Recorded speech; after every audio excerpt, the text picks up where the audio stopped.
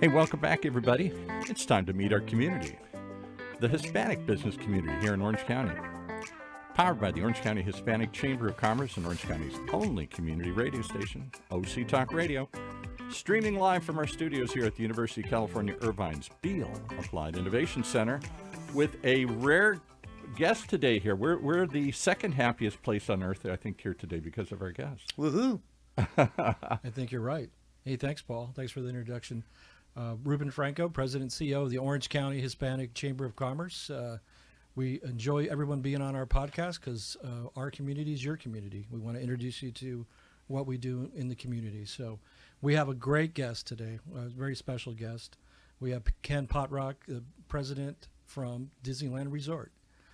Ken has been a great advocate for what they do there at Disneyland, and we're looking forward to hearing some of the great things they have going on and finding out a little bit about Ken himself and everything else. So we look forward to having this discussion. And Ken, thank you very much for joining us today. And we the first thing we like to pretty much ask all of our guests is just tell us a little bit about yourself. Well, Ruben, it's great to be here, and thanks for having me. So how do you tell somebody, about yourself? I would start with family. I have two sons, both adults. One's in college and one's in the computer science field. And I have a wife that's an actress. And we have a very happy life. And we are really loving being in California. We moved here a little over 4 years ago from Orlando, Florida. And I have fallen in love with the California lifestyle and really all that California has to offer. Well, welcome to California. We appreciate you. Thanks. Great. You being here. And where did you grow up? So I was born and raised in the Bronx, New York. My family was a pretty typical immigrant story. My mom was from Poland. My dad was from Russia. They're both first generation. They were born there, and I'm first generation, my sister and I. And it was, how do you make a living? How do you support your family? And so my family was in initially the bakery business and then the restaurant business and made a lives for ourselves. And, my dad's goal was always about education and how do I make sure that my kids are, really well educated and, one deli sandwich at a time.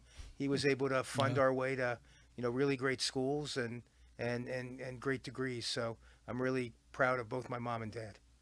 Well, that's awesome. It's a great story. A lot of great immigrant stories that you're telling us about, and what we tell our people that we get to hear from here on our podcast as well. So that's awesome.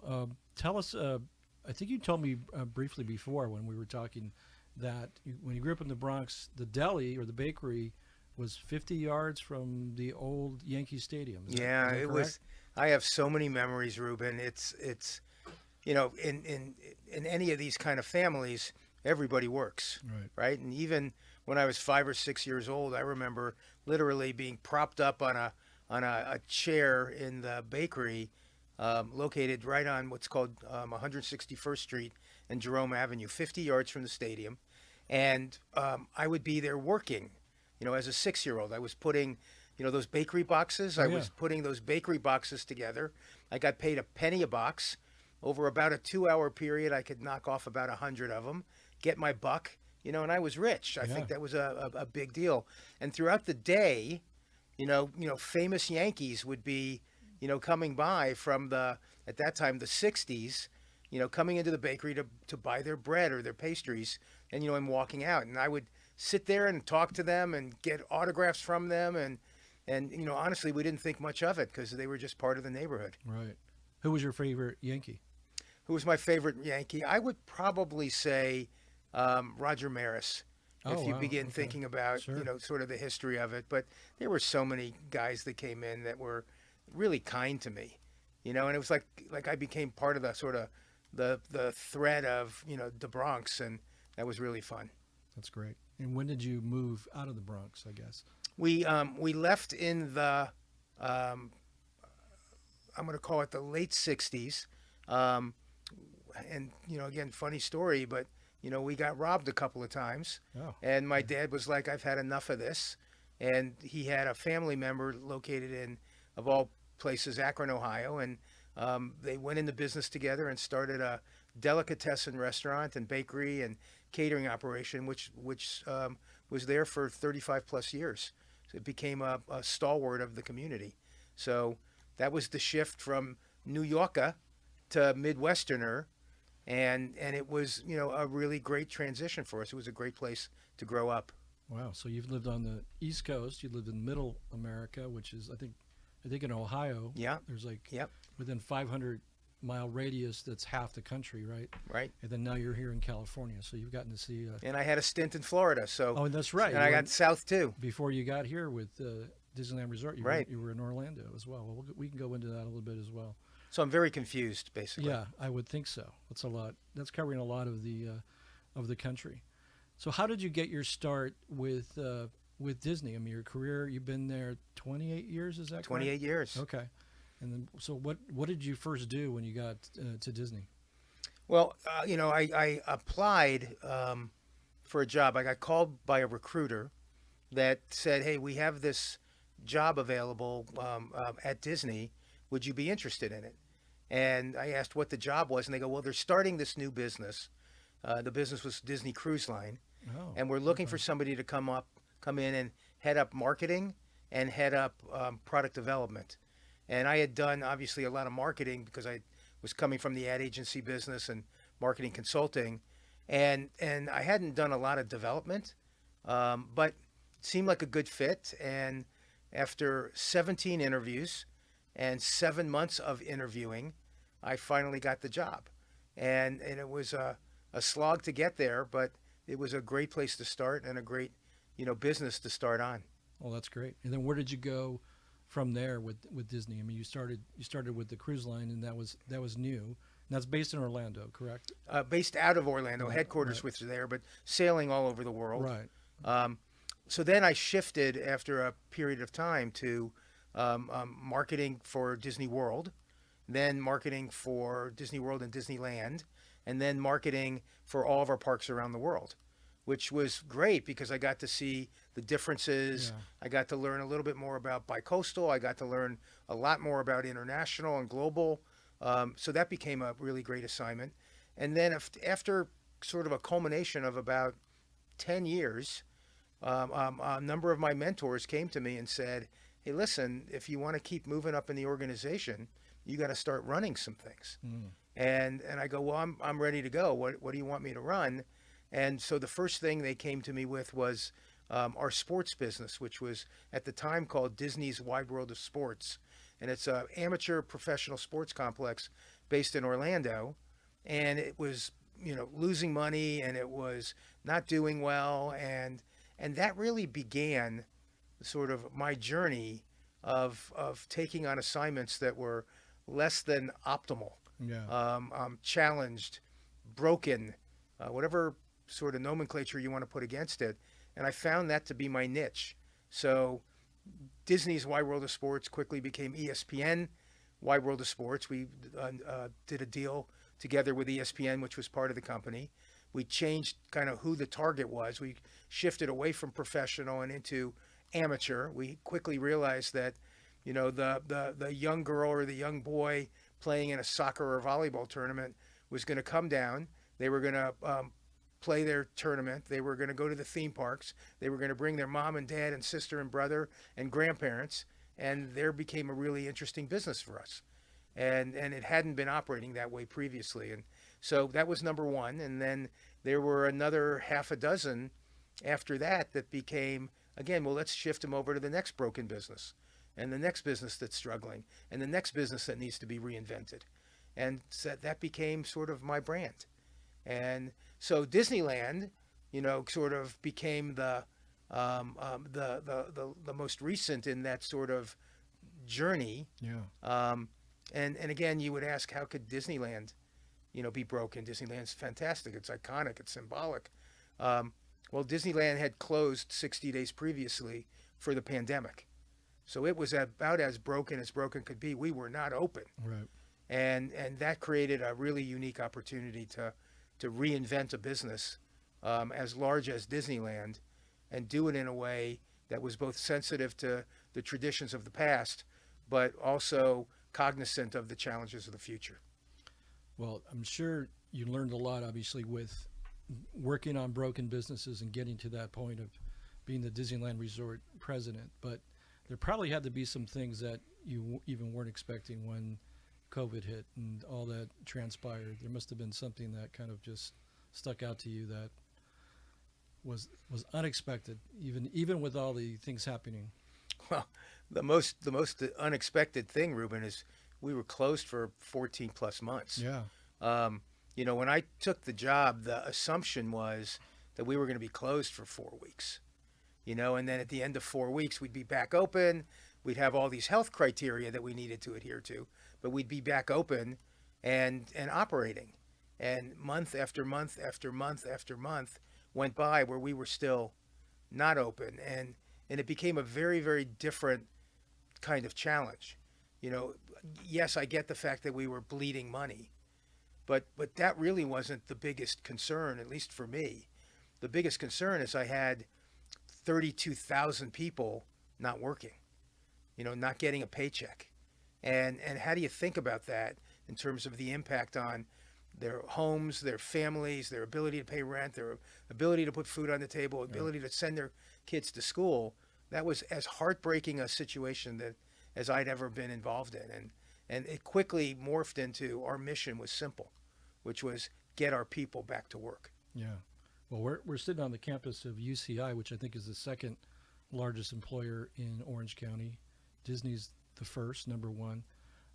And having to work with your cast members and do what you had to do over the past 3 years is just amazing. What are some of the things, like maybe you can explain a little bit about Disney Aspire, because that seems like a really cool program. I'm not sure everybody knows about it, but I heard about it with Fran Vergy, our president over at Cal State Fullerton, and who just announced his retirement. He just announced his retirement. He's such a fun guy. He's a good guy. Fran is a really good guy. We're very blessed here in Orange County to have great educational leaders throughout the system, K through 12, community colleges, and our universities. But tell us a little bit about Disney Aspire and what do you guys hope to do with that with your employees? I mean, I think from what I hear, it's a great concept and a great opportunity, because I've always believed that you need to keep continually learn.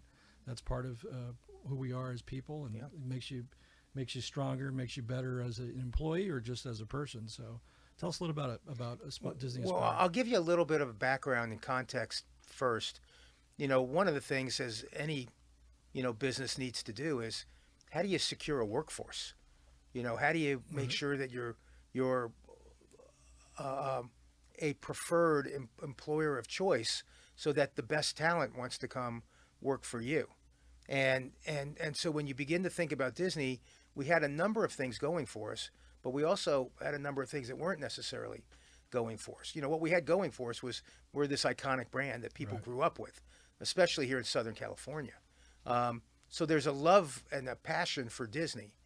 Then you begin thinking about things like, people making a career here, and how do they make a career here so that they move up sort of the demographic stair-step process, so that they're, learning more, getting more challenges, making more money, growing as anybody would do from a young single person to a family person, and as you go across that continuum. And so we began looking at, why would people want to come here versus go somewhere else? And so part of it is always compensation, right? So you've got to be competitive from a compensation perspective, and we work really hard to do that. But also part of it is, what are the differentiators? What makes Disney different? And so you think about things like, the medical programs and the benefits that come with it. We kept talking about the fact that we did not want to be positioned as low-paying jobs. And how do you do that, especially if it's people coming into the workforce maybe for the first time, right? And they are in entry-level jobs. And so we began looking at that, saying, well, yes, we're going to be competitive within the world of entry-level jobs, but we also need to be able to create a career opportunity for these people that are coming in, because they're talented, they're hungry, and they want to do more. So Aspire was a natural, because it became an opportunity to say, well, come here, join our company, and for full-time employees, we'll pay for college for you. Whether you're doing college in a digital format, and there's a number of schools that do that, or you want to go to something like Cal State Fullerton or Fullerton College, where you want to do in-room classrooms, we will pay in full for you to do that. And by the way, not based on, what role you have today. So you could be a housekeeper. You're not going to go get a housekeeping major. You're going to go get a computer science major. Great. Yeah. We pay for that. You don't have to stay with the company for any length of time. So now all of a sudden I can go get my education, and if I'm going to then go get another job with another company, good for you. We're really happy that we were able to develop that for you. But by the way, we hope that you find opportunities within our company and grow into management roles and grow into executive roles and grow into, more innovative opportunities that, again, give you that career path.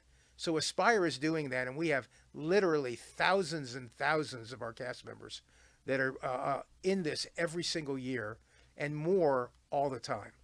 So a really exciting program, and again, an unbelievable competitive advantage in what I'll call the acquisition and retention of our employee base, of our cast members at Disneyland. Oh, that's phenomenal. That's a great program, because you look at, education is one of our pillars, obviously, as a chamber.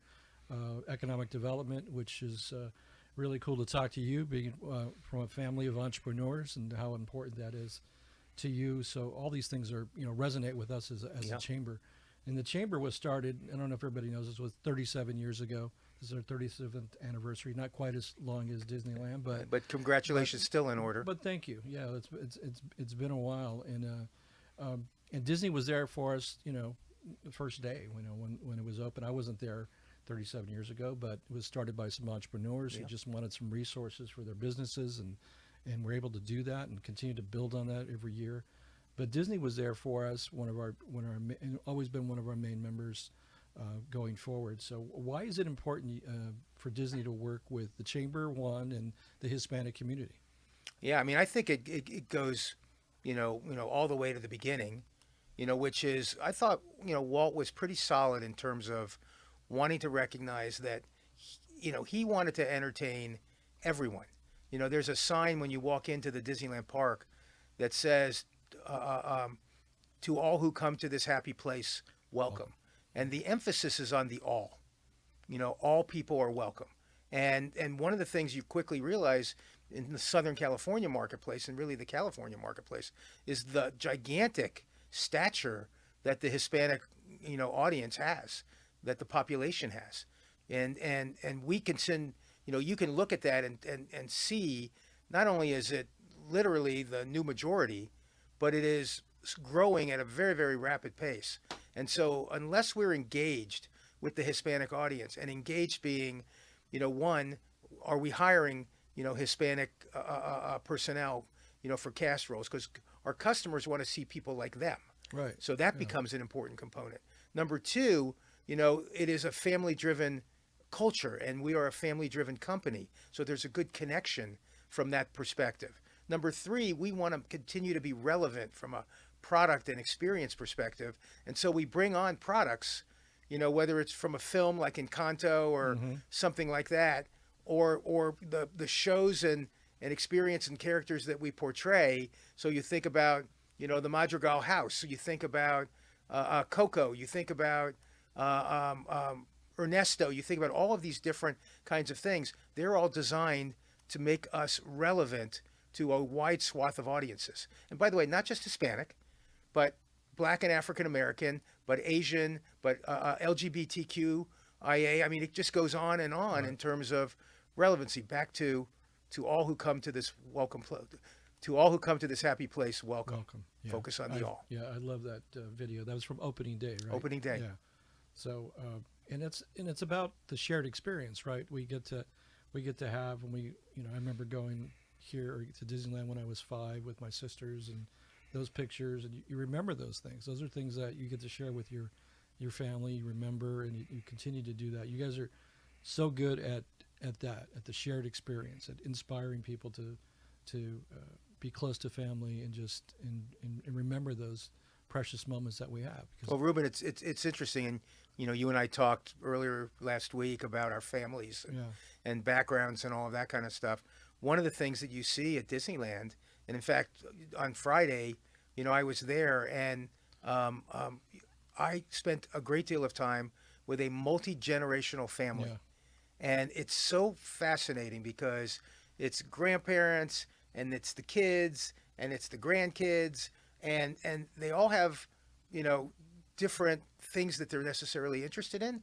But one of the things that you see unequivocally, and I was with a group of nearly 20, one of the things that you see unequivocally is it's all about family connections. Right. And Disneyland is a gathering opportunity, even if they're going to go off and do different rides and shows, and they congregate back together because it's about family time together. Oh, absolutely. Yeah, and we got to see you on video with the ribbon cutting, and you did a little little dance. Yeah. I don't know if you were thinking about. Yeah, I really have no rhythm. I don't know what to say. I don't know what I was thinking. Yeah, I won't make a comment on that, but I don't know if you were thinking about you're a big Elvis fan, so I don't know if you were thinking about an Elvis song at the time when you were shaking the hips. But I was trying, but the hips don't move like they used to, Ruben. Yeah. Well, you mentioned Walt Disney. I remember hearing what Walt used to do. He used to walk through the park and do that almost every day. I think he was there. And that must have been really cool. And seeing some of the iconic pictures of him, black and white, and early morning, walking through the park. What's a day like for you? I mean, it's got to be just pretty exciting being president of Disneyland Resort. Well, I'll start with sort of the first comment and really try really hard to emulate Walt, in that, as leaders within our organization, and really all my leaders within the organization are very much encouraged to spend time walking in the park, talking to our cast and talking to our guests. You can't know the business without doing that. You can't understand the challenges and opportunities of the business unless you have those real-time listening posts. And those real-time listening posts are people. Yeah. So, get out there, introduce yourself. One of the things that we liked about the 100th anniversary, which we launched on Friday, was we gave new name badges to all of our cast members. And on the name badges, it says, hey, Ken, right? And then underneath it, you could select your favorite character. Oh. And we did that consciously, and we haven't done that before. We did that consciously because those name badges are designed to be breakers. How do you connect people? So a guest comes up to me and says, okay, who's your favorite character? And they're looking, and they're like, Buzz Lightyear. And why is that? That starts the conversation. That begins the beginning of a relationship and a give and take where they're asking about me, and then it gives me an opportunity to ask about them and what are they excited to see, and why did they come here today, and what's working and what's not working. I mean, it's market research, and by the way, it's just being human. Yeah. And making those kind of connections. I got a lovely note over the weekend from a guest who said that she was so thrilled with the experience that she had at Disneyland that it reminded her, of her childhood and how wonderful it was. And she was so happy that to her, that felt that wonder was still present. Yeah. And that's what we strive for. It's not designed to be, corporate, and it's not designed to be, how can we figure out how to extract, as much revenue out of people as we possibly can. It's designed to give people a memorable experience that's worth their investment of time and treasure. And that's what we try hard to do. We don't get it right 100% of the time, but we're working awfully hard to try to do that. Yeah, you do a pretty good job at it, though. I must say, when my daughter was 4, she's 25 now, but when she was 4, we went on her birthday, and they do the little badge, and it says, happy birthday, Lauren. Right. And there must have been like 20, 30 people that came up to her, cast members and others, that just said, happy birthday, Lauren. And she was just beaming. She thought the whole reason the park was open that day was for her. It's for her. I mean, she felt that. And by the way, that she should feel that. Yeah. And she certainly did, and we have pictures to prove it. And just, I'll never forget that day for our 4th birthday. So, pretty amazing. What if a mouse could change the world? What does that mean to you? What a great question. So,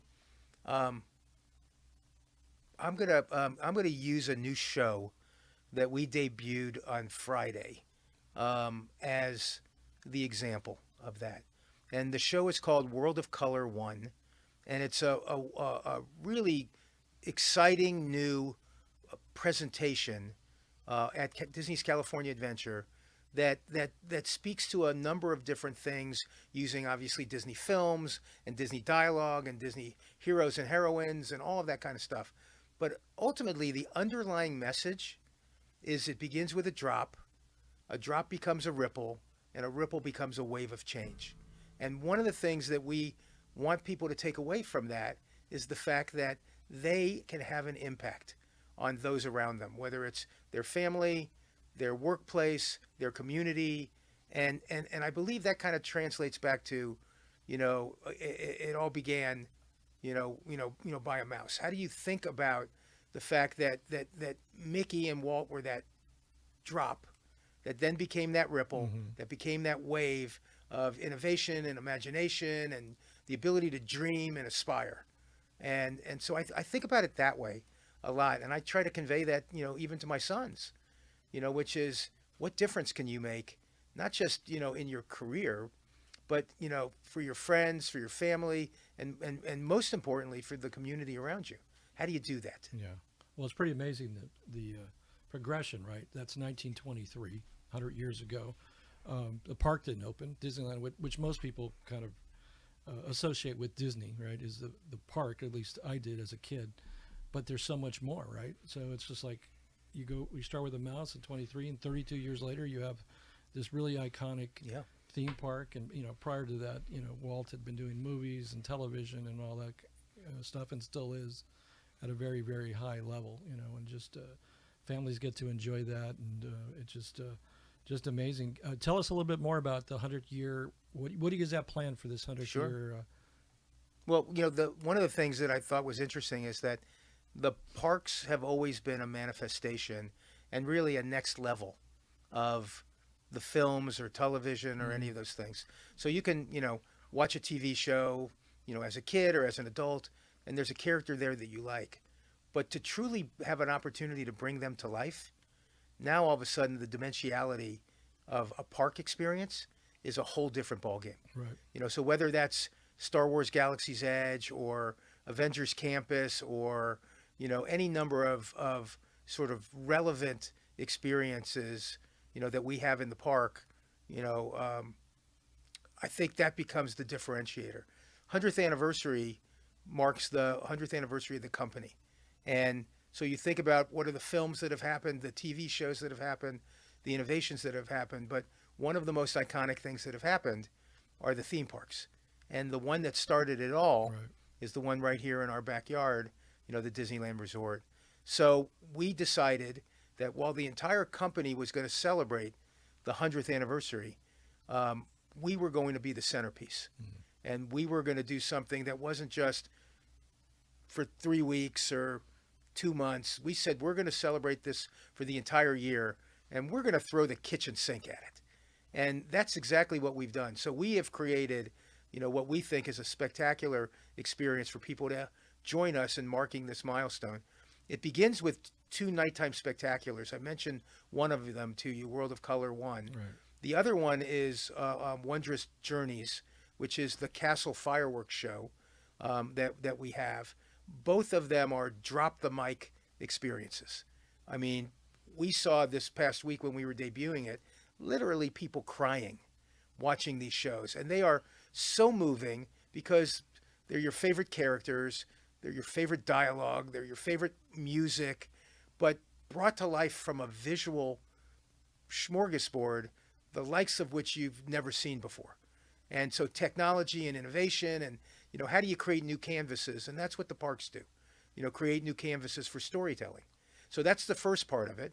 We also opened up on Friday officially a new attraction called Mickey and Minnie's Runaway Railway, which is a great family ride.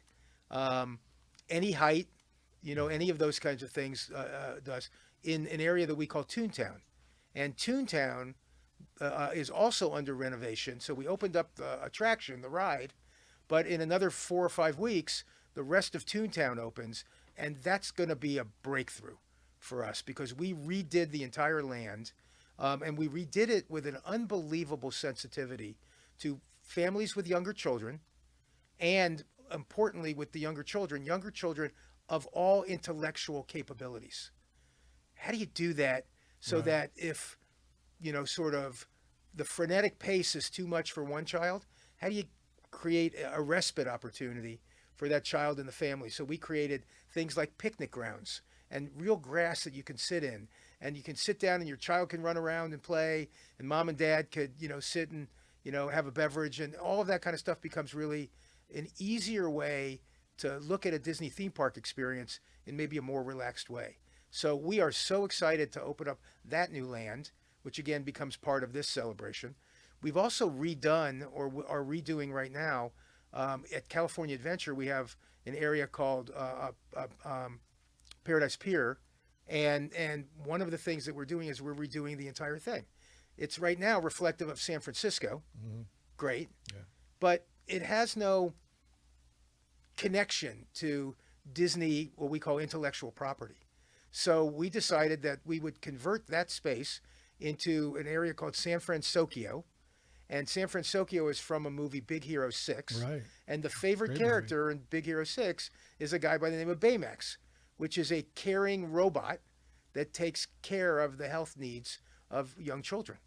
And what an interesting storytelling device that is. And we're incredibly excited to open that up this summer, which again, I think will be big. In the meantime, Baymax is flying over that castle fireworks show that I told you about.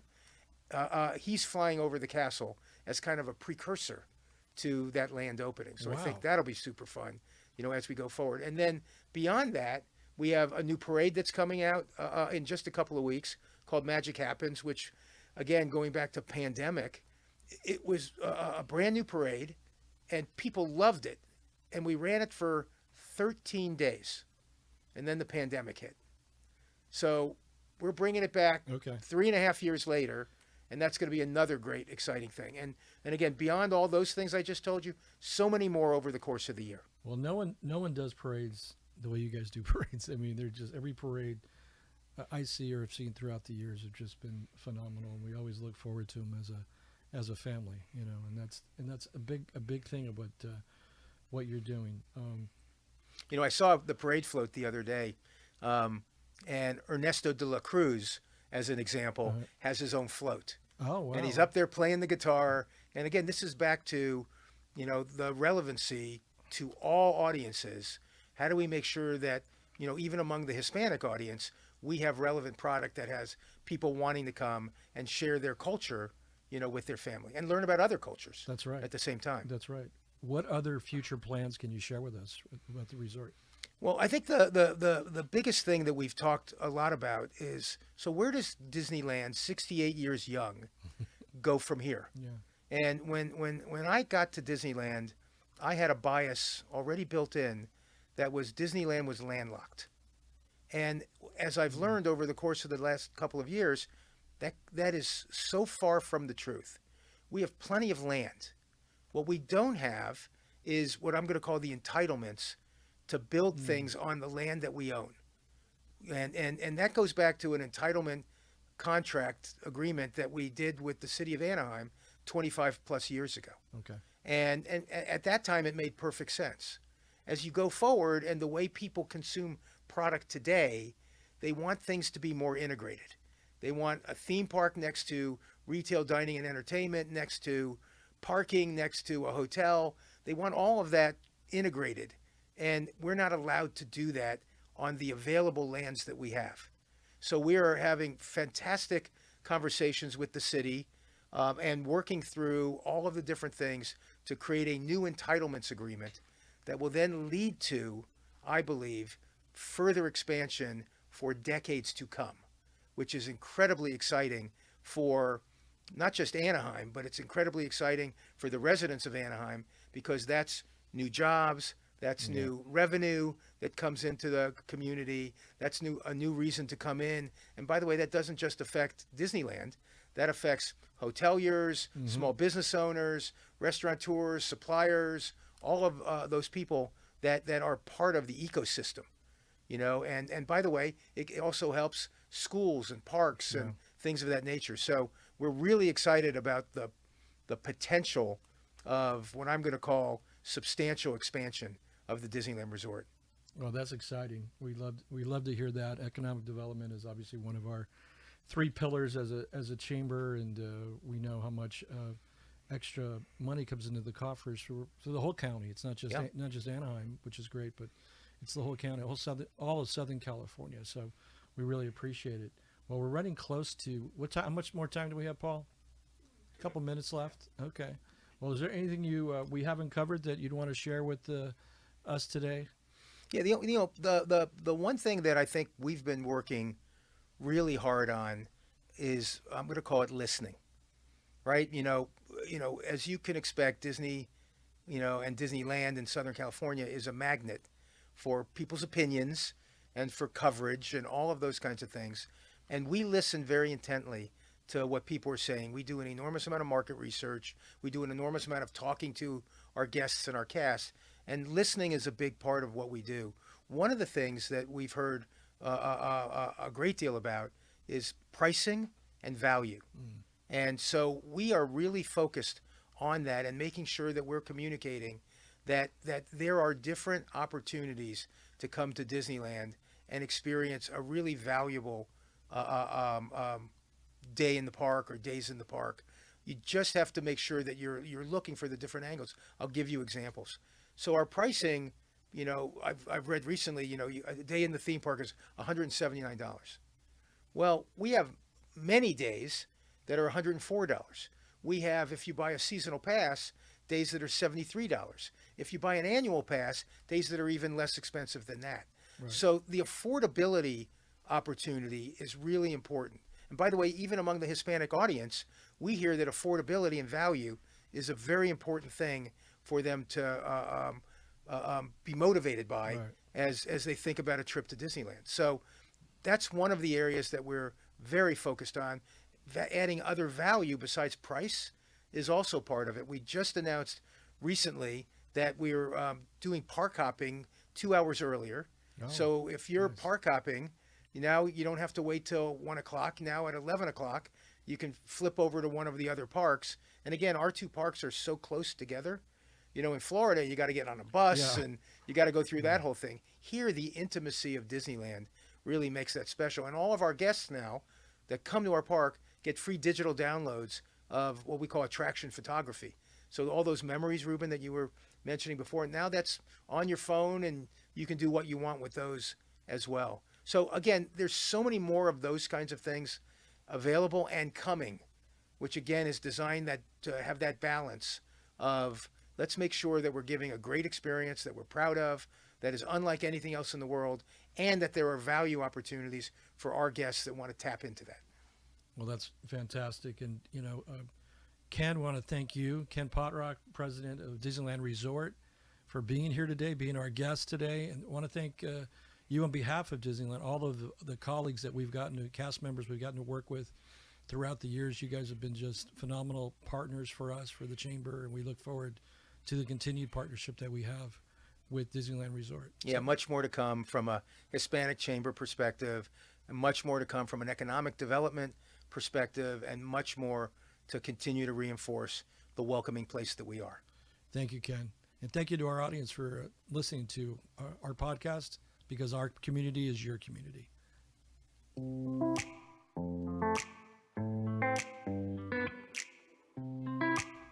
Well, there you have it. All sorts of good reasons to tune in each and every time here to meet our community, the Hispanic community here in Orange County. Powered by the Orange County Hispanic Chamber of Commerce and Orange County's only community radio station, OC Talk Radio, streaming live from our studios here at the University of California Irvine's Field Applied Innovation Center.